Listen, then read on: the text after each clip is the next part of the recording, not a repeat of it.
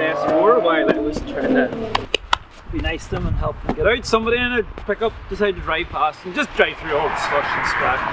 He's really nice. He actually deliberately went through the slush.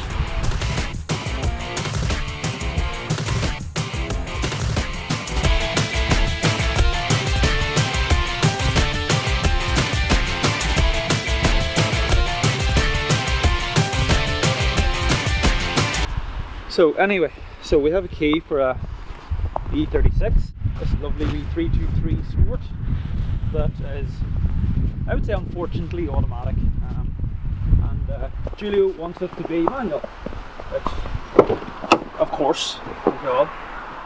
So we're going to do a manual conversion on that then. It's actually a really nice wee car there, it's 119,000 miles or something on it. We have everything sitting there ready for that. Looks like it's Avus Blue. Really nice set of wheels on it. Original sport kit. He is talking about putting a spoiler on it, but I think it's really unfortunate because it is a rust-free boot lid. Getting a rust-free boot lid on a 36 is so cold.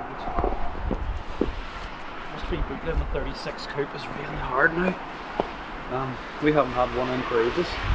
Through the MOT this morning, if you're not from the UK, an MOT is it's a check, it's an MOT test.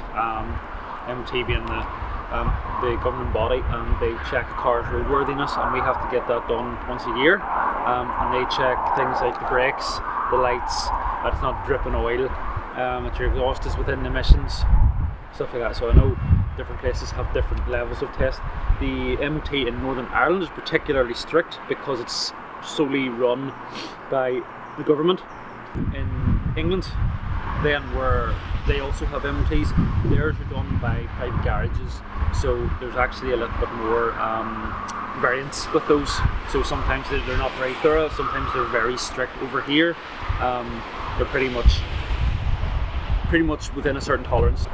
I'm just wondering, I can see there's a black box in this thing. I'm just wondering if this thing sounds good.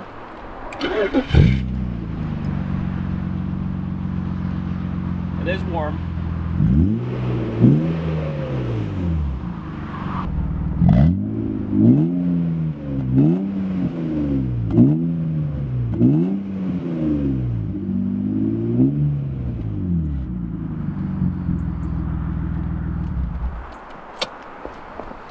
Sounds alright. I also noticed this car has heated seats, so I might be spending a bit more time in this car for the next few weeks. Just until the snow goes. Aye. You can just see, if you look around, you can just see everything here is just white. It's just covered in snow. It's great. Even my Land Rover's covered in snow. That's how I got here today. It's the only way I could have got in from where I live. While we're talking E36s, we haven't talked about this one yet.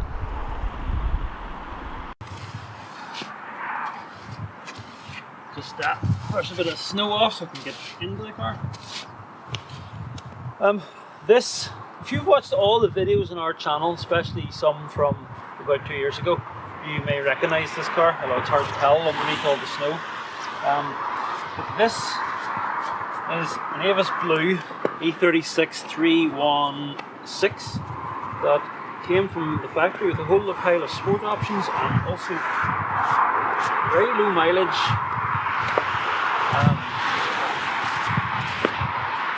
Example with full service history, which has unfortunately now been lost due to certain circumstances. But this car belonged to a very good friend and co-worker. Then it was used for some things, and then the family kept it for a while, maybe about 8 months or so, and then they eventually sold it, had to do a couple of more repairs to it, and then sold it. And it went through a string of owners then. Nobody really knew what to do with it, and went through 3 or 4 people. And I saw it for sale that time, and I went and I immediately bought it because the car was just getting passed from one place to another, and nobody was really fixing the car. I went and had a look. It needed sills doing. It actually, it got really, really bad over that period of about a year where it was traded between people. So last year I bought it, drove it back up to the yard here. It was parked up for a long time, just waiting to be done. Basically, the engine in it ran just a lot of stuff was wrong with it. It was actually somebody had like modified it or something. I don't know why, but like the engine wasn't running great. It did drive. I mean, I drove it here, but the engine was sputtering a wee bit and faffing about. And there's a couple other things wrong with it, and then obviously, like I said, the bodywork needed doing. So the engine now has an M44 B19 in it, and we've got our mechanic Linus to go through the engine completely. So every airline or every hose, every electrical sensor in it was checked, made sure it was working, and went through the whole thing. Airflow meter, all the intake pipes, the injectors had to be changed because they had the wrong ones fitted, and there was vacuum hoses missing. We replaced all the vacuum hoses, and in the end we actually got the engine to run really sweet. You can see the other side there, so the arch was a little bit better up here, but we had to replace this piece here, and then obviously underneath the sill as well. So that's why they're sitting in primer now. Everything is there to rub them down. There's no point in rubbing these down yet because, like I said, we can't actually get a painter who's open. Once we find a painter that's open and willing to actually do some work, then this will be painted. So we've banned this already.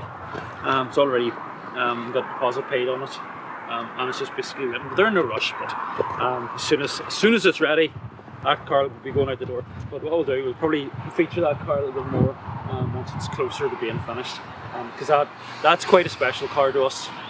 So it's good that it's staying local. All of the cars that belonged to our friend that sadly passed away, all of those cars have ended up staying local. In fact, I think between guys that worked here or guys that knew him, I think every single one of his 5 or 6 cars all stayed within about, I think they're all within about 3 miles of here. This was the only one that got away, and now it's back. Come on and hear this. Wait to hear what it sounds like. Custom exhaust for this one.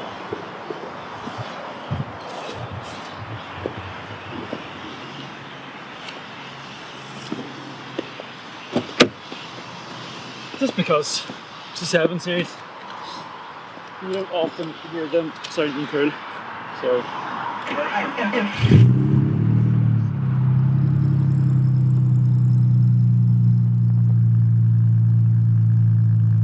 And yes, it is completely